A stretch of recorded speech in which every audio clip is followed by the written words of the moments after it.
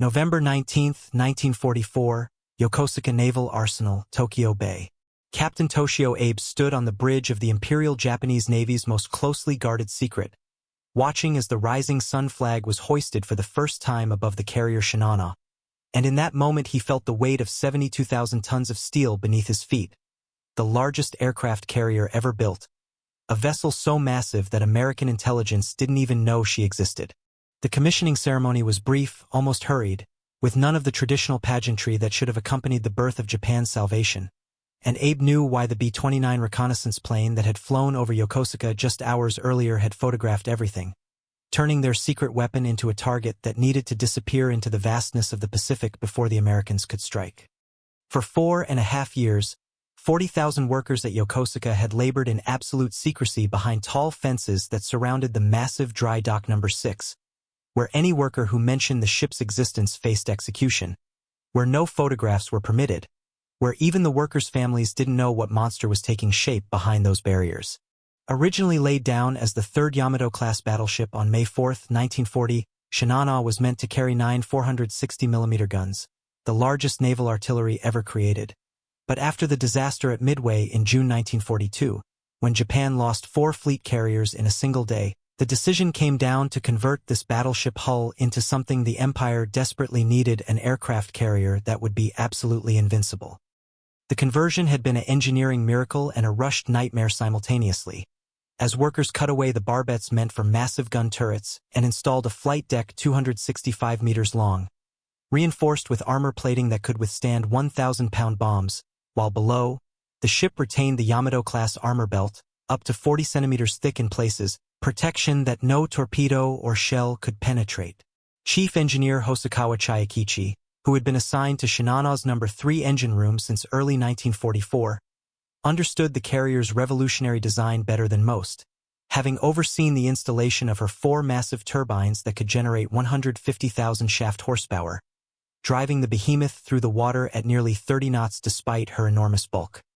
But Hosokawa also knew what the Admiralty in Tokyo refused to acknowledge: the ship wasn't ready. The watertight doors throughout the vessel hadn't been installed, the compartment air tests that would verify the hull's integrity had never been conducted, and there were still gaping holes in the bulkheads where electrical cables and ventilation ducts were supposed to be sealed, leaving the ship's interior compartments connected like a honeycomb waiting to fill with water. The portable pumps that should have been distributed throughout the ship for damage control were still in crates. The crew hadn't been trained to use them, and the fire mains that could fight flooding or flames were missing their pumps entirely, making them useless decorations. Captain Abe had protested to the Navy General Staff, requesting a delay in the sailing date, arguing that his ship needed at least another month of fitting out before she could safely put to sea. But the response from Tokyo was immediate and harsh. Shinano would depart for Kure Naval Base by November 28 at the latest, where she would complete her fitting out safe from American bombers. The admirals didn't care that 300 civilian shipyard workers were still aboard, scrambling to complete essential work as the ship sailed, or that the destroyer escorts assigned to protect her Isokes, Yukikes, and Hamakes had just returned from the Battle of Leyte Gulf with their own damage and exhausted crews who needed rest. The Imperial Navy's desperation was understandable, as Japan's carrier force had been systematically destroyed over the past 2 years, with the veterans of Pearl Harbor now resting on the bottom of the Pacific. The Shokaku had been torpedoed by an American submarine in June, the Taiho had exploded from a single torpedo hit due to poor damage control, and just last month at Leyte Gulf, Japan had sacrificed its remaining carriers as decoys in a desperate gambit that failed completely. Shinano represented not just a new carrier but a new concept entirely: a support carrier that could replenish other fleets, repair damaged aircraft, and serve as a floating arsenal with her massive hangars that could store over 120 aircraft in addition to her own air group of 47 planes. The secrecy surrounding Shinano's construction had been extraordinary even by Japanese standards, as workers had been confined to the shipyard for months at a time, forbidden from writing letters home, watched by military police who executed anyone suspected of loose talk. When the ship had been launched on October 8, 1944, disaster had struck immediately as inexperienced workers mishandled the caisson that sealed the dry dock, causing water to rush in prematurely and slam the massive hull against the forward end of the dock, damaging the bow and requiring emergency repairs that further delayed her completion. Many of the workers saw this as an evil omen, whispering that the ship was cursed, that she would never see victory, but such talk was quickly silenced by the military police. Admiral Takejiro Onishi, who had created the Kamikaze Corps just weeks earlier, had personally selected Shinano's initial cargo 50 Yokosuka MXY-7 Oka rocket-powered suicide bombs that she would deliver to the Philippines, along with 6 Shinyo explosive motorboats, weapons of desperation that showed how far the Imperial Navy had fallen from the proud force that had struck Pearl Harbor. The Oka, which the Americans would call Baka meaningful, was nothing more than a man-bomb with small wings and a rocket motor, carried by a bomber and released to crash into enemy ships, while the Shinyo boats were equally suicidal, meant to ram American vessels at night. On the evening of November 28, 1944, Shinano slipped her moorings at Yokosuka and headed into Tokyo Bay with her 3 destroyer escorts, beginning what should have been a routine 16-hour voyage to Kure, traveling through waters that Japan still considered relatively safe. Captain Abe had wanted to make the journey in daylight when his lookouts could spot submarine periscopes and his inexperienced crew could better handle any emergency, but the Navy General Staff had refused to provide air cover, forcing him to travel at night when submarines had the advantage. The moon was nearly full that night, casting silver light across the calm waters of the Pacific, perfect conditions for a submarine to spot and track a surface target. What Captain Abe didn't know was that 160 miles away, the American submarine USS Archerfish was already on patrol, her commander Joseph Francis Enright scanning the horizon through his periscope, searching for targets. Enright was a man with something to prove, having been relieved of his previous command of the submarine Dace after failing to sink the carrier Shokaku when he had the perfect opportunity, a failure that had haunted him ever since. Given a second chance with Archerfish, Enright had been assigned to lifeguard duty for B-29 raids on Tokyo, but when the air raids were cancelled on November 28, he was free to hunt whatever targets he could find. At 8:48 p.m., Archerfish's radar operator called out a contact bearing 028, range 24,700 yards, and Enright immediately ordered his submarine to begin tracking what he initially thought was a large tanker. As Archerfish closed the distance on the surface, running at maximum speed with her 4 diesel engines straining, Enright studied the target through his binoculars and felt his pulse quicken. This was no tanker but an aircraft carrier, the largest he had ever seen, accompanied by what appeared to be 3 destroyers in escort formation. Lieutenant Sigmund Bobczynski, Archerfish's executive officer, worked frantically with the torpedo data computer, calculating the target's course and speed, while Enright tried to position his submarine for an attack.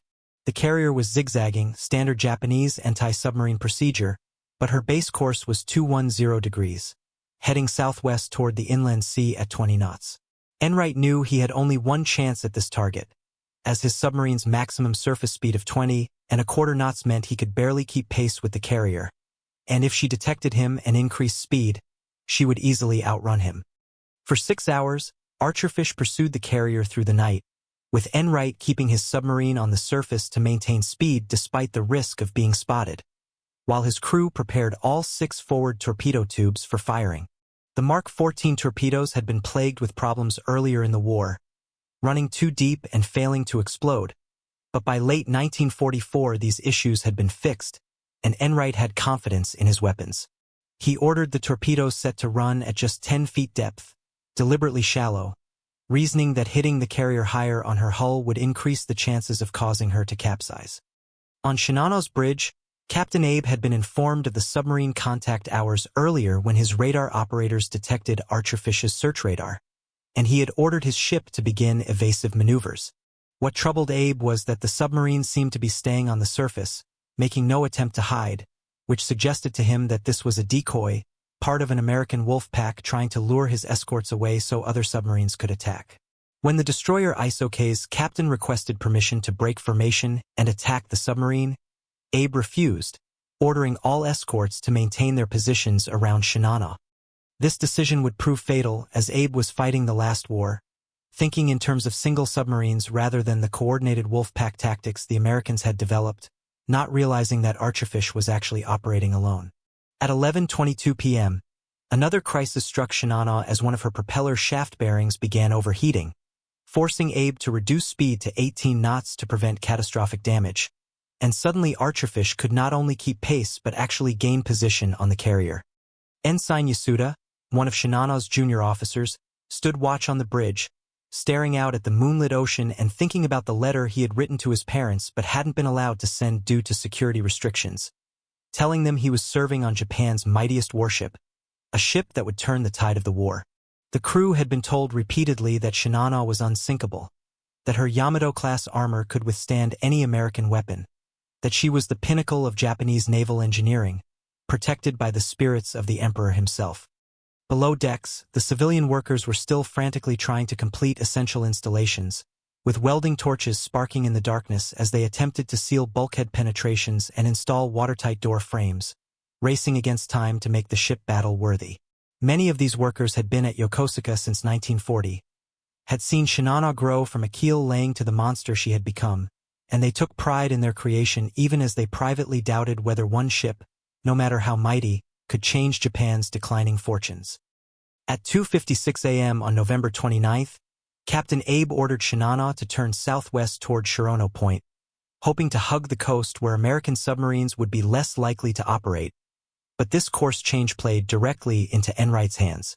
As Shinano steadied on her new course, Enright realized he was in perfect position for an attack, with the carrier presenting her entire starboard side to Archerfish at a range of just 3,000 yards. He ordered his submarine to dive, knowing this was his moment. "Make ready all tubes," Enright commanded, his voice steady despite the adrenaline coursing through his veins, and throughout Archerfish the crew moved with practiced precision, understanding that they were about to attack the largest target any American submarine had ever engaged.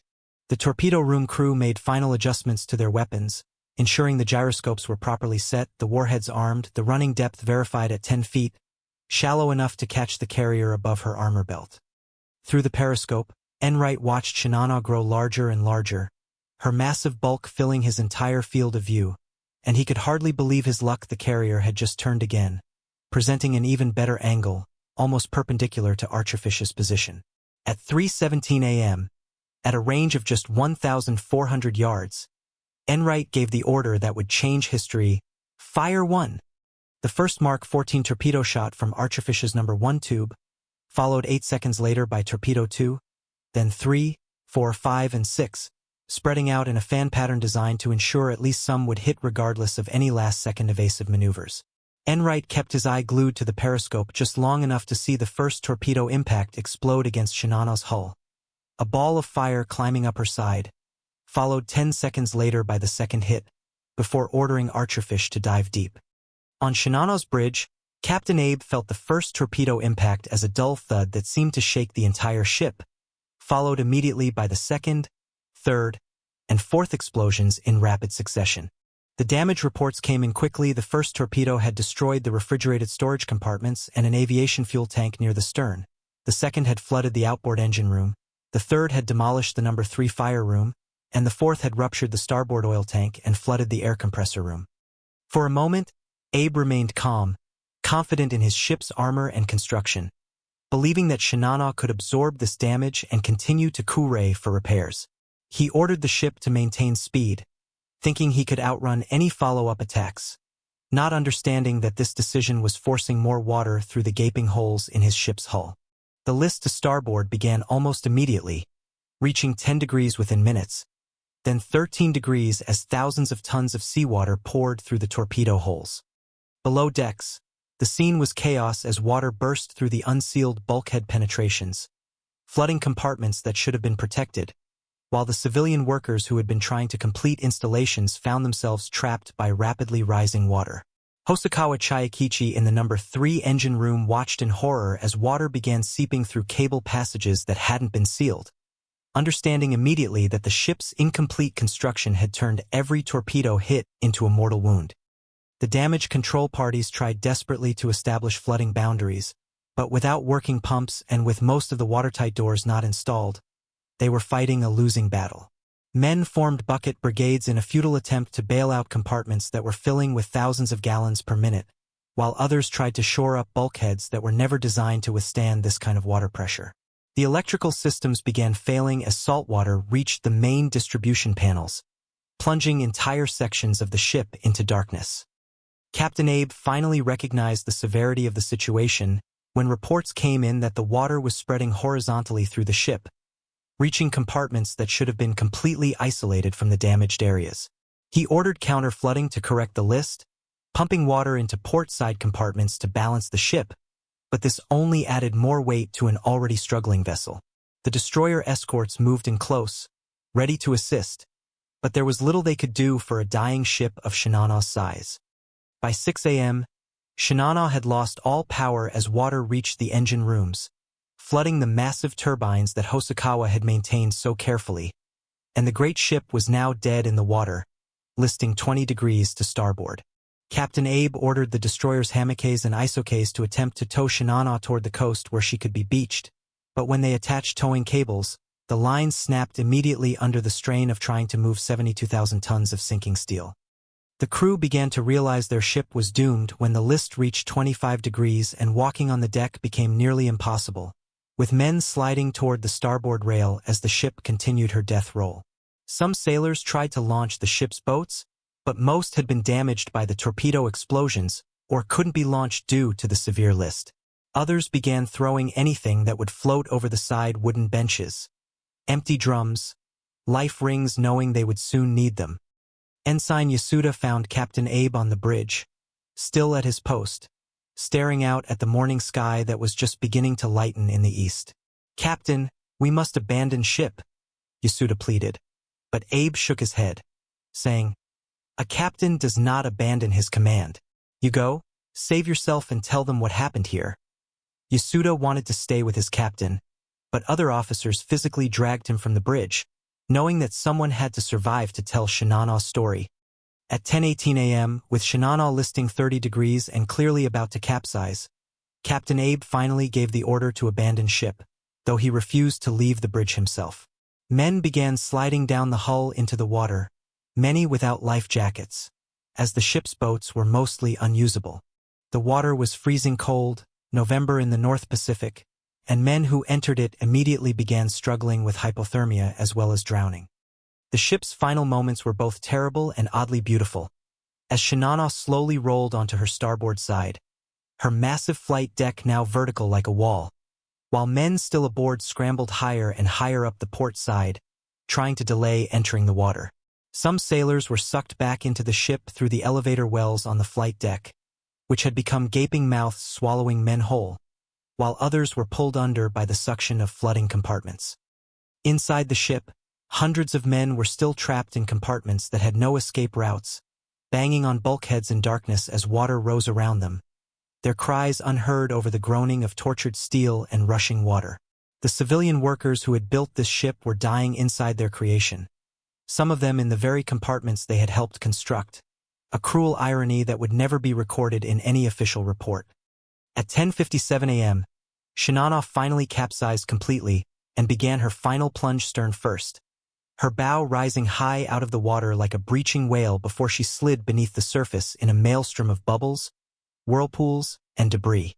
Captain Abe and Ensign Yasuda, who had returned to the bridge to die with his commander, went down with the ship, their hands clasped together in a final gesture of samurai loyalty, choosing death over the dishonor of survival. The water where Shinano sank was filled with hundreds of men crying for help, clinging to debris, trying to swim to the destroyers that were picking up survivors. Many men who had survived the sinking succumbed to hypothermia in the freezing water, their bodies going limp and floating away before rescue boats could reach them. Others were pulled under by the suction of the sinking ship or by their own inability to swim, having never learned because the Japanese Navy considered swimming unnecessary for sailors who should die with their ships. The destroyer crews worked frantically to pull survivors from the water, but they could only save so many, and after several hours they had to stop searching as fuel ran low and the risk of other American submarines appearing grew too great. In total, 1,080 men were rescued from Shinano's crew of 2,515, meaning 1,435 souls had perished with the ship, including Captain Abe, both his navigators, and most of the civilian workers who had been trying to complete the vessel. Meanwhile, aboard USS Archerfish, Commander Enright and his crew had been listening to the sounds of Shinano breaking up through their hydrophones, the crushing of bulkheads and explosion of compressed air tanks creating an underwater symphony of destruction that lasted 47 minutes. When they finally surfaced hours later and found only oil slicks and debris where the carrier had been, Enright sketched what he had seen through the periscope, not knowing he had just sunk the largest warship ever destroyed by a submarine.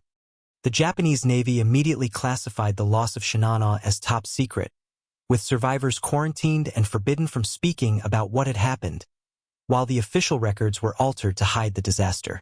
Families of the dead were told only that their loved ones had died in service to the emperor, with no mention of where or how, and the name Shinano was erased from all naval documents as if the ship had never existed. For the Americans, the sinking was initially credited as just a 28,000-ton carrier based on Enright sketches, as intelligence services couldn't believe Japan had built anything larger without their knowledge.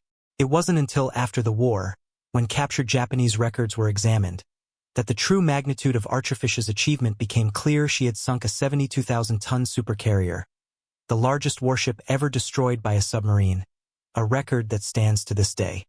The story of Shinano raises profound questions about the nature of Japanese naval strategy in the final year of the war, when desperation led to decisions that defied logic and ensured disaster. Sending an incomplete ship to sea with untrained crew and no working damage control systems wasn't brave, it was suicidal. A symptom of a military culture that had replaced rational planning with wishful thinking and mechanical superiority with spiritual mythology. Admiral Somu Toyoda, commander-in-chief of the combined fleet, would later admit in private that Shinano's loss was predictable and preventable, that rushing the ship to sea before she was ready was a decision driven by panic rather than strategy. The resources used to build Shinano, the steel, the labor, the technology, could have built dozens of destroyers or submarines that might have actually affected the war's outcome, but instead Japan had gambled everything on a single superweapon that lasted just 10 days. The workers who had built Shinano in secrecy, living under threat of execution for years, had created a magnificent ship that never had a chance to prove herself. Their craftsmanship was evident in the fact that Shinano stayed afloat for nearly 8 hours after taking 4 torpedo hits, a testament to her strong construction even in her incomplete state. Had she been properly finished, with all watertight doors installed and damage control systems operational, she might have survived to reach port. The German Navy's experience with the Graf Zeppelin provides an interesting parallel, as Germany's only aircraft carrier project was similarly rushed, similarly flawed, and similarly doomed. Started in 1936 and still incomplete when the war ended, Graf Zeppelin represented the same kind of misallocated resources and strategic confusion that characterized Shinano, though at least the Germans had the wisdom not to send their incomplete carrier to sea to be sunk. Italy's carrier Aquila faced a similar fate, converted from the liner Roma starting in 1941 and nearly 90% complete when Italy surrendered in 1943. Like Shinano, Aquila represented a desperate attempt to create a carrier force too late in the war to matter, and like Shinano, she never became operational, though in Aquila's case it was sabotage by Italian frogmen rather than enemy torpedoes that sealed her fate. The contrast with American carrier production during the same period is stark, as the United States commissioned dozens of carriers during the war, from the massive Essex-class fleet carriers to the small escort carriers built on merchant hulls. While Japan struggled to complete one supercarrier, America was launching a new carrier every few weeks, understanding that quantity and reliability mattered more than individual superiority. Commander Enright would receive the Navy Cross for sinking Shinano, finally redeeming himself for his earlier failure with the Shokaku, though he would always maintain that luck played as much a role as skill in his success. The fact that Shinano turned at exactly the right moment, that her speed was reduced by mechanical problems, that Captain Abe refused to send his destroyers after Archerfish, all these factors combined to create the perfect opportunity for one submarine to destroy Japan's mightiest warship. The Japanese survivors of Shinano would carry their trauma in silence for decades, forbidden by military law and social pressure from speaking about their experience. It wasn't until the 1960s that some began to tell their stories, describing the horror of being trapped in a sinking ship with no escape, the sight of their comrades drowning in freezing water, the sound of Captain Abe's last words as he chose death over dishonor.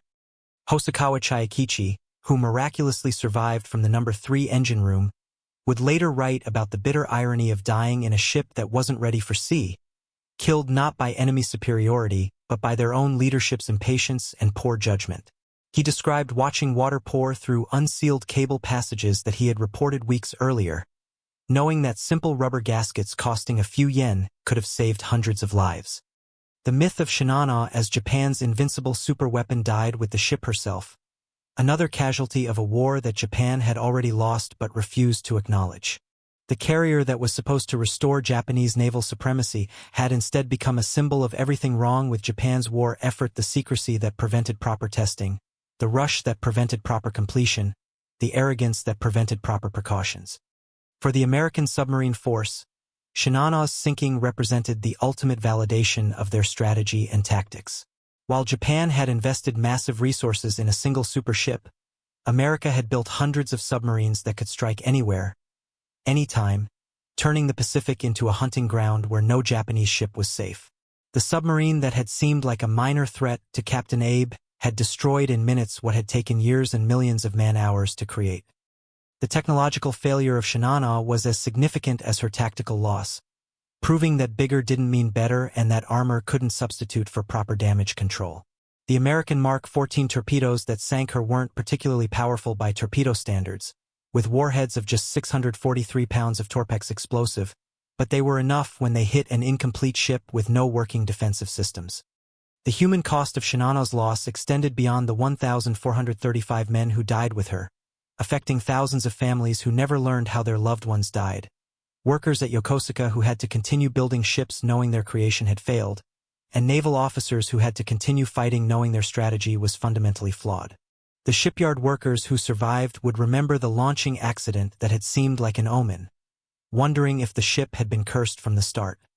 In the broader context of the Pacific War, Shinano's loss in November 1944 came at a moment when Japan had already effectively lost but refused to surrender, continuing a fight that would cost millions more lives over the next 9 months. The resources used to build and crew Shinano could have been used for defensive preparations that might have saved civilian lives during the coming American bombing campaign, but instead were wasted on a gesture of defiance that lasted 10 days. The American submarine force would go on to sink dozens more Japanese warships and hundreds of merchant vessels in the war's final months, using the same tactics that had worked against Shinano: patient stalking, careful positioning, and overwhelming torpedo attacks against ships that couldn't fight back effectively. By war's end, American submarines had sunk more Japanese tonnage than any other weapon system, validating the strategy that one submarine and 6 torpedoes were worth more than any superweapon. The wreck of Shinano lies today in approximately 4,000 meters of water off Cape Shirano, her massive hull serving as a tomb for the hundreds of men still trapped inside. No expedition has ever reached her to photograph the wreck, leaving her final resting place undisturbed, a monument to the price of hubris and the cost of sending men to sea in a ship that wasn't ready to fight. Modern naval historians studying Shinano's loss point to it as a perfect example of how technical superiority means nothing without proper training, preparation, and strategic thinking. The ship's armor and size that should have been her greatest strengths became irrelevant when faced with an enemy that understood her weaknesses and exploited them ruthlessly. The submarine that seemed so insignificant to Captain Abe had possessed the only superiority that mattered: the ability to strike effectively. The legacy of Shinano's destruction influenced post-war naval design, with both American and Soviet navies learning that damage control and redundancy mattered more than armor, that multiple smaller ships were better than single large ones, and that no ship, no matter how powerful, was unsinkable. The supercarrier concept would eventually succeed with nuclear-powered American carriers like USS Enterprise, but these ships had the damage control systems and trained crews that Shinano lacked. For Japan, Shinano became a symbol of the war's futility, a massive effort that produced nothing but death and defeat. The ship that was supposed to embody Japanese technical superiority had instead demonstrated Japanese organizational failure, the inability to coordinate complex projects under wartime pressure, the tendency to prioritize prestige over practicality. The workers who had built her in secrecy would later build Japan's post-war merchant fleet, applying their skills to peaceful purposes that actually benefited their nation.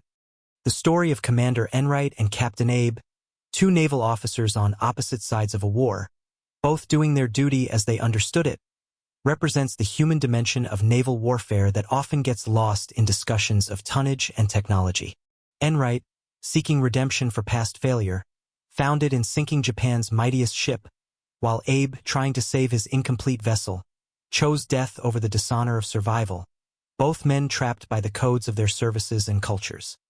As the morning sun rose on November 29, 1944, the oil slick that marked Shinano's grave spread across the Pacific, a black stain on blue water that would dissipate within days, leaving no trace of the drama that had unfolded. The destroyer escorts that had rescued survivors turned toward port, their crews sworn to secrecy about what they had witnessed, while somewhere beneath them, Archerfish slipped away submerged, her crew celebrating a victory they didn't fully understand. The 50 suicide bombs that Shinano was carrying to the Philippines went down with her, never to be used against American ships, a small mercy in a war that had already seen too much deliberate death. The 6 Shinyo boats likewise disappeared into the depths, their explosive charges harmless at the bottom of the ocean, weapons of desperation that would never claim their intended victims. In the end, Shinano's story is one of tragic waste of resources, waste of lives, waste of potential. The ship that could have been Japan's greatest naval achievement became instead her greatest naval embarrassment, sunk before she could launch a single aircraft in anger, destroyed by an enemy she had dismissed as insignificant. The carrier that Japan called Unsinkable had proven all too mortal when faced with American torpedoes and her own incomplete construction. The irony that the world's largest aircraft carrier was sunk by one of the war's smaller weapons, a submarine displacing just 2,000 tons, would not have been lost on the Japanese naval officers who had planned Shinano as the ultimate expression of naval power. They had built a giant and sent it to sea incomplete, where it was slain by a relative dwarf that understood its vulnerabilities better than its own crew did. Today, when naval strategists discuss the vulnerability of large surface ships to submarine attack, they often cite Shinano as the ultimate example of why no ship can be considered invulnerable, why damage control matters more than armor, why training matters more than technology. The lesson of Shinano is clear: the mightiest ship in the world is just a target if it can't defend itself effectively. The final message from Shinano, transmitted just before she lost power, was a position report and a request for assistance that would never be answered. The radio operator who sent it went down with the ship, his hand still on the telegraph key, trying to save his ship with words when steel had failed. That dedication to duty, even in the face of certain death, represents both the nobility and the tragedy of those who served aboard Shinano. For the families of those who died aboard Shinano, the pain was compounded by decades of official silence, not knowing how their loved ones had died, where they were buried, or even that they had served on a ship that officially didn't exist. Only after the war, when American records revealed Shinano's fate, did these families learn the truth about their losses, adding anger to grief as they realized their government had hidden even the manner of their loved ones' deaths. The Japanese Maritime Self-Defense Force, created after the war, would study Shinano's loss intensively, using it as a teaching case for damage control and the importance of proper preparation. Every Japanese naval officer would learn about the carrier that sank because she wasn't ready, the crew that died because they weren't trained, the captain who chose honor over survival in a situation that should never have occurred.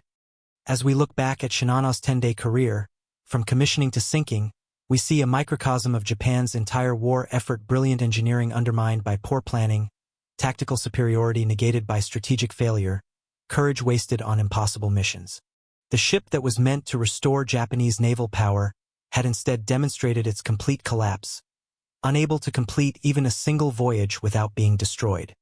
The November night when Shinano met her fate was calm and clear, perfect conditions for submarine warfare, the kind of night when sound carries for miles across water and even the smallest vessel can track the largest target.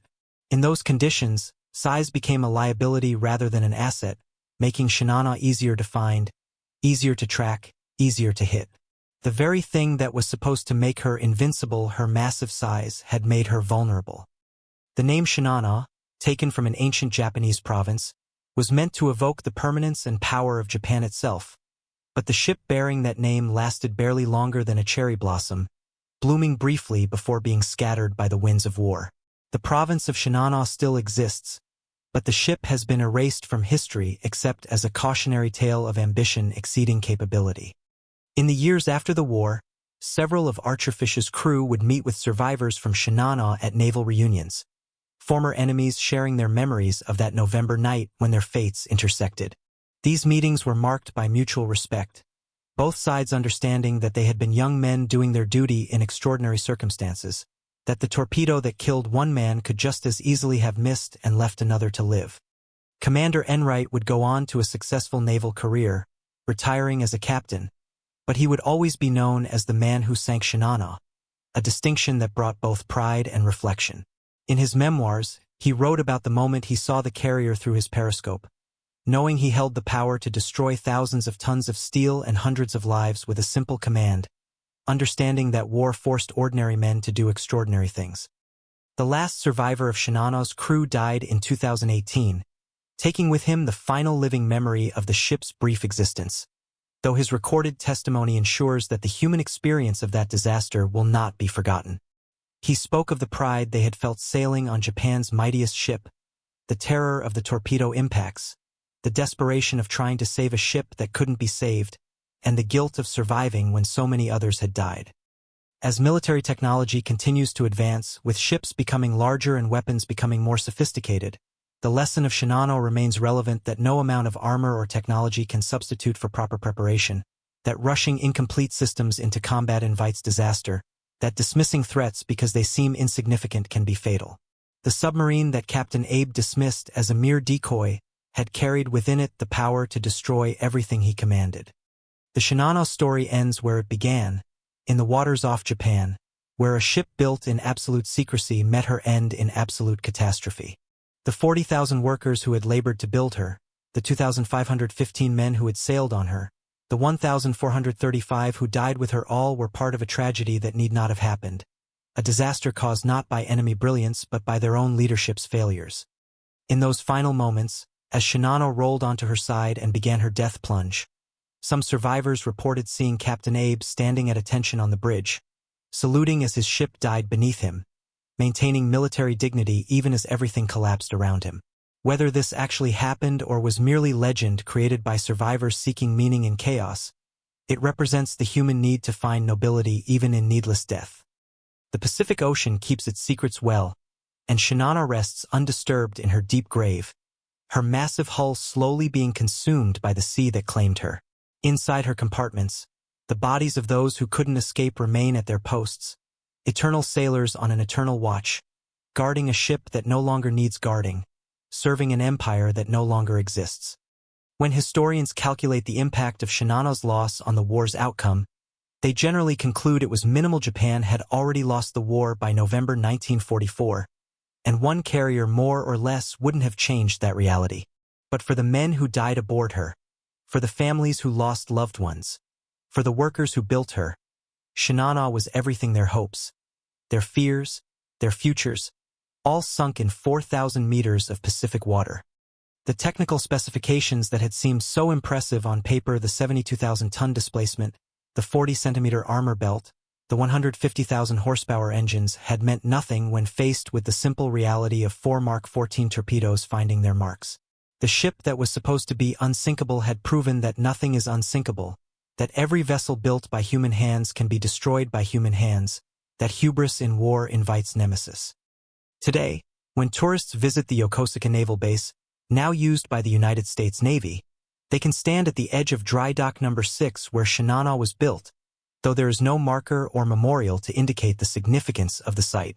The dock that once held Japan's mightiest warship now services American vessels, a quiet reminder of how completely the war's outcome reversed the fortunes of both nations. The story of Shinano serves as a final reminder that in war, as in life, preparation matters more than power, completion matters more than commencement, and reality matters more than mythology. The ship that Japan called Unsinkable had sunk, the carrier that was supposed to guarantee victory had guaranteed only death, and the vessel that embodied Japanese naval ambition had demonstrated only the limits of that ambition when faced with American determination and Japanese incompetence combining to create disaster. As the sun set on November 29, 1944, the oil slick that marked Shinano's grave was already beginning to disperse, carried away by currents and winds, leaving no trace of the drama that had unfolded. The war would continue for another 9 months, claiming millions more lives, but for Shinano and her crew, the war had ended in the cold waters off Shirano Point, where one American submarine had proven that no ship, no matter how large or heavily armored, was invincible when faced with torpedoes and poor preparation. The final epitaph for Shinano might be that she was a magnificent ship that never had a chance to be magnificent, a triumph of engineering that became a disaster of planning, a symbol of power that demonstrated only powerlessness. Built in secrecy, sailed in darkness, and sunk in desperation, she embodied everything that had gone wrong with Japan's war effort, a super weapon that super failed, leaving only questions about what might have been if wisdom had prevailed over wishful thinking.